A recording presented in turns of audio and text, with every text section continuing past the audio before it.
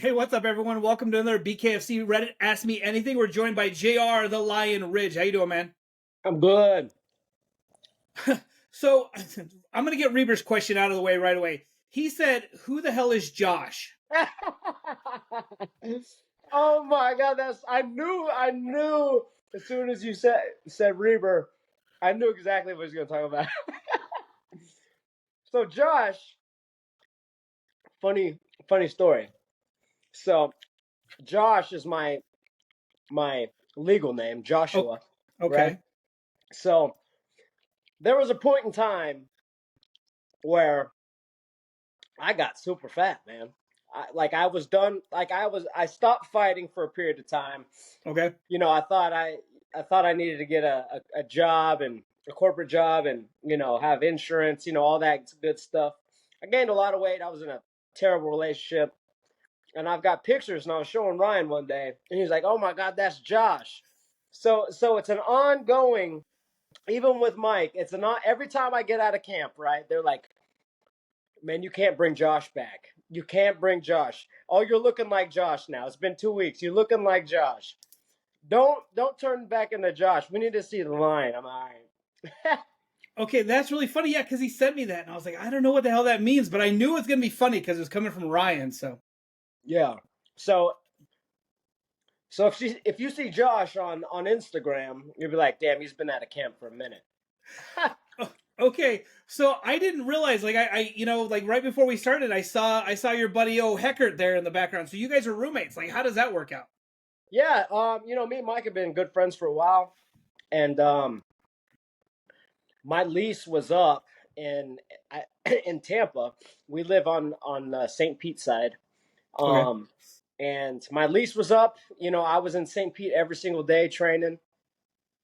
So I got tired of the drive, and he was like, "Hey, like we should be roommates. Look, I'm gonna get a place. So if you're down, I'm down." I was like, "Hey, yeah, let's do it." So, when did we move in here? February. February. Yeah. Okay, so Heckert gave me a question. So you're good friends with the guys at Shift. When Dave Mundell, after he weighs in, he's got a ritual where he goes and eats all you can eat breadsticks at Olive Garden. So Heckert wanted me to ask you, how much money are you going to blow at 7-Eleven after you make weight? Um. Yo, I'll blow $45 like within minutes on candy. On candy. So So you're a big candy person too? I'm a candy person, man. Like I'm a like not chocolate. I mean, I like chocolate. Chocolate's cool, but I'm a big like gummies, like Yeah. Sour Patch Kids. Are you too? Oh yeah, dude. I mean, I love all candy, but yeah. The sour stuff and the gummy bears, like that's my jam. Dude, that's Haribo. oh my gosh, all of them. Like, Yeah. have you had the little Coca-Cola Yeah. Yeah. gummies? Yeah. Oh my gosh, why do they taste like that? So I have friends and they go like they travel a lot and they always bring back because there's all these cool flavors and stuff in these other countries. Like we get such dumbed down generic stuff in the United States. Like they have all these great things, especially over in like the Asia countries. They bring back so many wonderful things. Right. What's funny is like every time I get into camp too, it's like Instagram sends me so many food things. And lately there's been these candies that like candies and like chips and like all this stuff. It's called like Galactica candy or something like that. But Hmm. it's like stuff from overseas Yeah, and like crazy flavors. Like and also huge. Like I think it was Skittles. It was like large Skittles. They're like this big in like that's a cool. bag. Yeah. Huge. Like that big. I was like, man, I'm gonna order so much of this stuff. And Buckeye brownies, it's all on my feed. Buckeye brownies. Have you seen them? Nope, I haven't. Oh my, look them up. Now that we're talking about it, your Instagram is listening, so you're gonna get ads. My favorite candy store is Bucky's. Like I love walking through a Bucky's and just looking at all the candy in there. Like the Dude, Buck Pucks, those are my jam. Bucky's is crazy, right? So I went back home. I've got family in Texas, Okay. and I go back home for Christmas, and I haven't experienced Bucky's before Okay. because it wasn't a thing when I left. And Man, that's the biggest. It's an amazing place. It's fantastic. Buc-ee's is an amazing place. Yeah. Yeah. Yeah, it's one of those things like if you've never been and you see like ones within like a semi decent driving range, you have to go. You have to. And you got to walk around and look at everything. The fact that they have everything and like they have great food in there and like snacks and dude, it's such like it's the one shop for everything. Everything. Food. I think they were selling brisket sandwiches that I walked by a couple times. I think I got them. What are the Buc-ee like I think they're like nuts or something. Like they it's like peanuts. I think they call them buck nuggets or something like that. Yeah, well, not peanuts, popcorn. Yeah. Yeah. I had to get some of those. Like I didn't even eat the whole bag. I just had to get it, Yeah, absolutely. Okay, well, let's talk fighting for a second. We could talk food all day. Like I feel like you and I should just talk food, but that's all right. So you have a big fight against Rookie Randall coming up. You're number 1. He's number 3. Is this fight the winner gets to fight whoever has the belt next, or? I mean, technically, yes. But I don't know if you saw the Aguero Dodson fight. I did. Damn good fight. But John said that he's going to give Aguero the rematch, which, respectively, that's something that John should do. Yeah.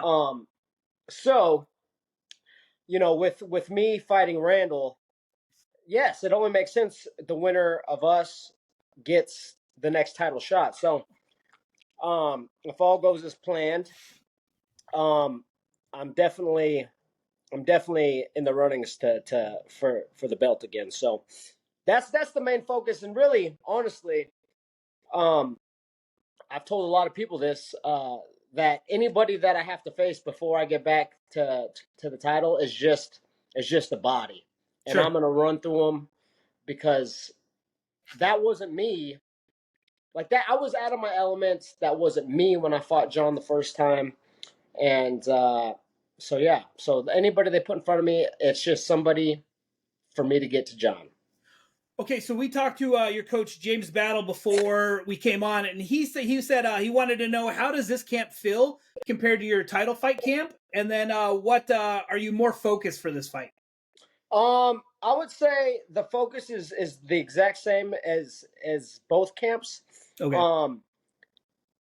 And I feel that the Dodson camp lasted, I swear, like 10, 12 weeks. Like we got a date. I started my camp 6, 7 weeks out, and then the day got pushed. Right. Like a month later. So I was like, I'm just gonna train. I'm not gonna get out of camp. So that camp was super, super long, and honestly, and I even told coach that I kind of felt overtrained a bit. Okay. And this camp I not so much. I don't feel overtrained. Okay. I don't feel undertrained either. I think it's the right amount of work for the right amount of time. And Coach James is probably one of the best coaches that is an all-around coach, not just focusing on boxing. He focuses on the strength and conditioning stuff as well. All right. And he is, all of us are in the best shape of our lives. Like you can ask Mike, you can ask Ryan, you can ask Julian. Julian's down for his camp right now. Travis Thompson is doing his camp with us. Yeah, and James knows how to work us, but he'll even tell you, he's getting better at knowing when it's time to pull back and let your fighters have a rest day. Like I took 0 rest days in the Dodson camp. Like honestly, like when I got to Albuquerque, I went a week before the fight, and I was like, man, I'm just ready to get this fight done. Sure. You know what I mean? I was like, it's been a long time. Like I'm ready to just get it done. And that affected me mentally, also physically when I stepped in the ring. So I think this training camp is the right amount of time, the right amount of work, and the right amount of rest. So I think we're good. Are we gonna see the blonde hair? Are you gonna have the blonde hair? Or are you gonna go dark hair? No, we're gonna bring back the lion's mane for sure. Okay. Yeah. I'm gonna. My hair has grown out since my last fight. Check it out. Yeah. Yeah. Like a hippie. Yeah. But I'm definitely going to trim it down a bit, but we're definitely bringing the lion's mane back. It's a must, man. I feel like I have to do it every time. So, How did your management company come about? Like, where did that come from? um, so my manager, um, Nelson Lopez, he does a lot of stuff for a lot of people, and Sure. um, I was like, hey, I want to do my own management. Yeah. I've built somewhat of a name in BKFC, and I have, I know how to look for talent. I know, the right guys to look for. And he was like, man, why not? Like, I'll show you how to do everything. Like, I'll show Yeah. you the ropes. I'll teach you everything that I know, in the sport. And I was like, let's do it. So I hit the ground running. Mike was my first guy. Uh, Mike is an incredible stand up Yeah. guy for one, an incredible fighter two, and those are the people that I want to have on my roster. It's not, I don't want to just bring people on just because like they're fighters and they might be good or not.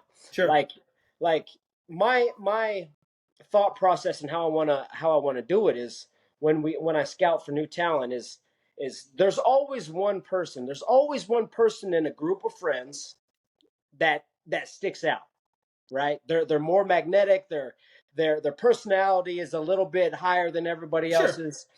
Same thing in fighting. Like when you look at a gym, you go to a gym, walk into any gym, there's always one or two guys that are, you're like, wow, they've got the it factor. Yeah. And with the right management, like, and the right promotion, like they can be stars. And that's how I look at it. So, I'm just not going to have like a stable of like 30 people. One, that's ridiculous. That'd be too busy. Yeah. I want to keep it small, no bigger than 10, 15 at the max, like Okay. fully max. And they have to be the right fit. And, and that's it. So, I can't fight forever. And this is a good way. This is a good way to keep me in the business and keep me going. So is Mike your only one at the moment, or do you have some other people? So I just signed a guy. We're running him through the amateur prospect series. Okay. He took a fight short notice. BKFC called and they're like, "Hey, a guy dropped out. I know that you've got a guy that was at the tryouts. He did amazing. Would he be interested in taking this fight?" And then it was a week out. Sure. He fought another amateur guy on the undercard of the HD Davis fight. Right. We actually interviewed that guy, Laveau, I believe his name. Yeah. Yeah. So my guy, his name is Sam Sicario DeLau. Okay. Yeah, he's same thing. Like I've been knowing him for a long time. He's got incredible talent. He's got a good fan base already. Yeah. Good stand-up guy. Family man. Like those are the types of people that I want to represent. So sure. Okay, in a perfect world, Dave Feldman calls you tomorrow and says, "Hey, we're going to the Philippines. Do you have somebody you want to fight in the Philippines? You don't care? You just want to go fight in the Philippines? Like, what's your plan?" John Dodson. That's who I want to fight in the Philippines. And you know what? Like me and John talked about it too. It's like, he has he's half Filipino. Yeah. So it would be such a huge thing for us here in the States. Yeah. Huge for BKFC to do it first in the Philippines. And, we have Filipino roots. Sure. And to go back to where I was actually born, that's a dream of mine, doing the things that I love, and which is fighting. So that I'd be like, Dave, thank you. Tell me when. Does John know? Like, I can call John and be excited and be like, yo, John, did you hear about what's happening? Right. Like me and John, like John is actually a cool dude, stand-up guy. Like we cut it up. Sure. After the fight, but he turns on the face whenever cameras are on. So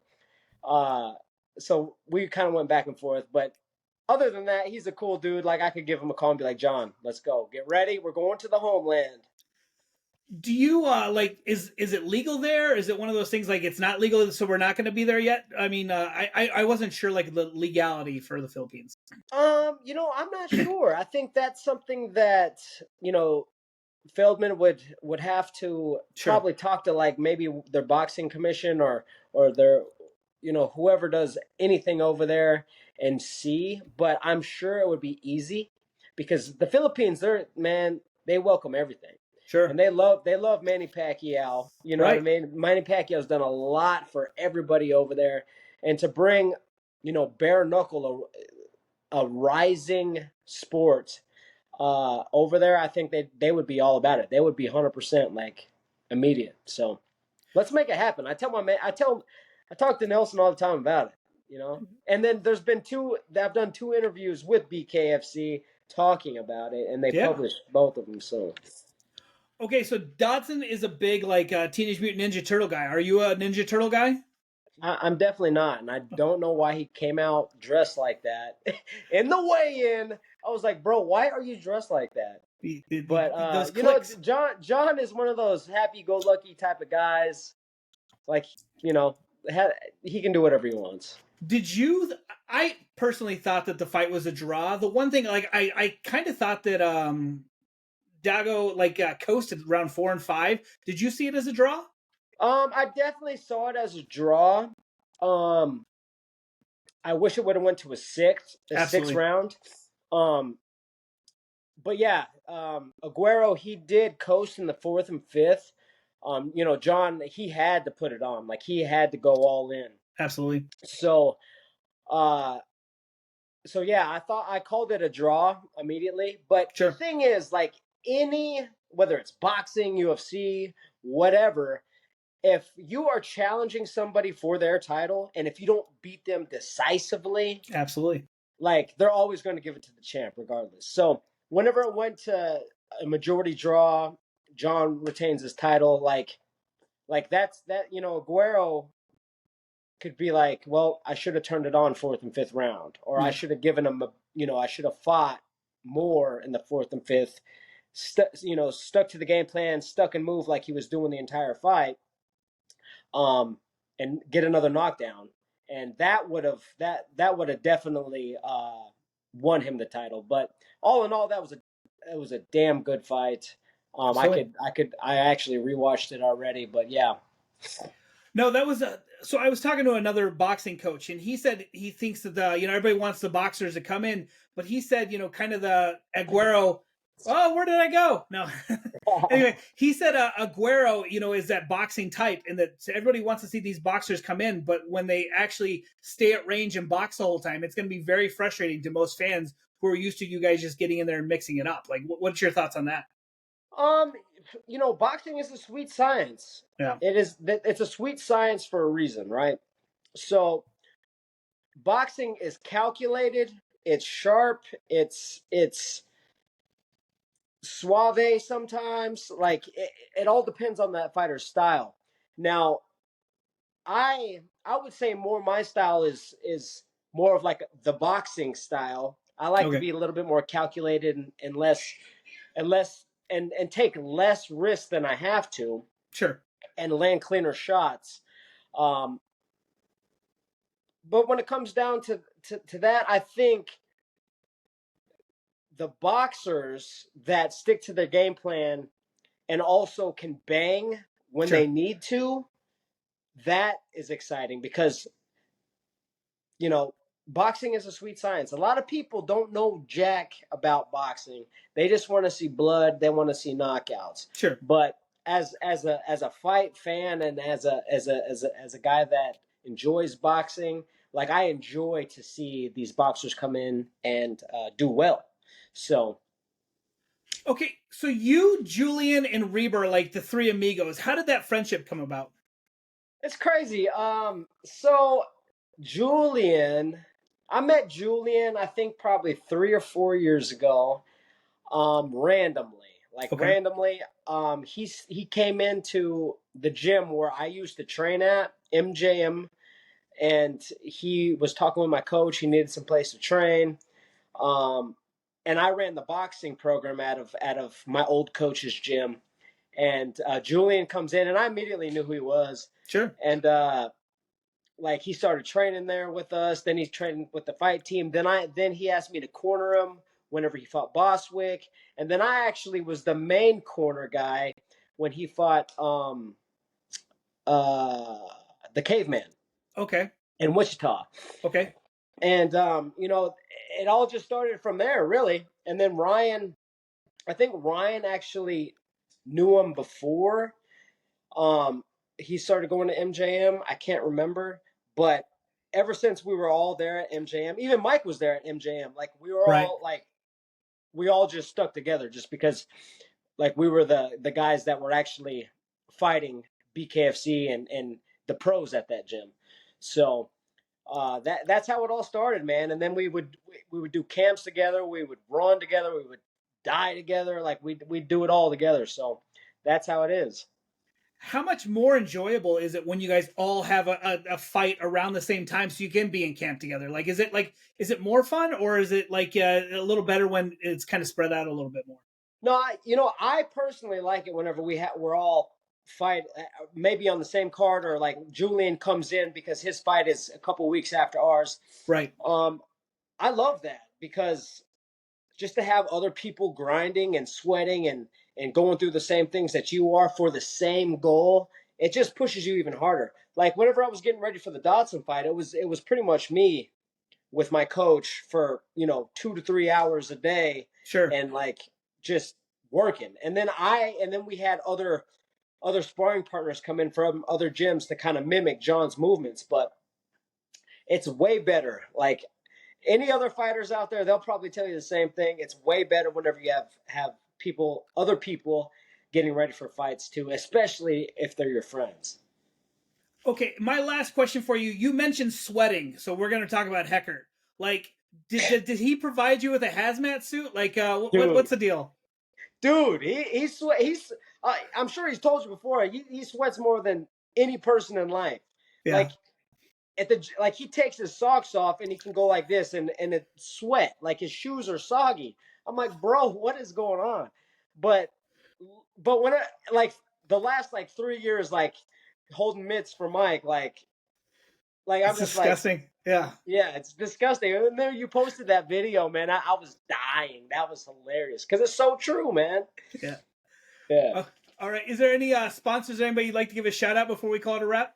Yeah, I want to shout out Secret Tattoo Studio in Tampa, the best tattoo artist by far. They've done a lot of my work on me.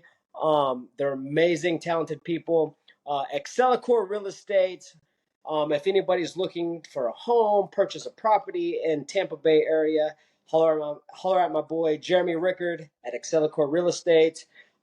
Elite Body Cryo here in St. Pete has done an amazing job keeping me healthy. Also, Battle Zone Boxing. I got to shout out Wicked Muay Thai. They always keep me laced up in the freshest fight gear, which I appreciate. And yeah, that's all the ones that I can think of right now. All right, sir. Well, we appreciate like all your time. Thanks so much, and we look forward to talking to you again in the future. Thanks, man. Absolutely. Thanks for having me on. Always, man. Shoot bet.